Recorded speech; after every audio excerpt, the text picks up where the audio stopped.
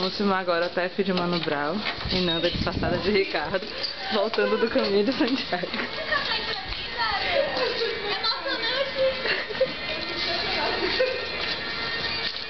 Nanda confessou que agora é uma pessoa melhor, que não vai mais falar mal dos outros. Stephanie não. Agora sendo confundidas com pontos turísticos. Da estadia aqui.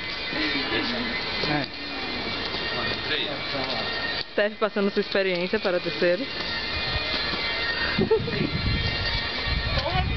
O sol veio recebê-las em Santiago porque há 5 minutos atrás estava chovendo. O que é isso aqui? Eu não cheguei a viver pra ver isso.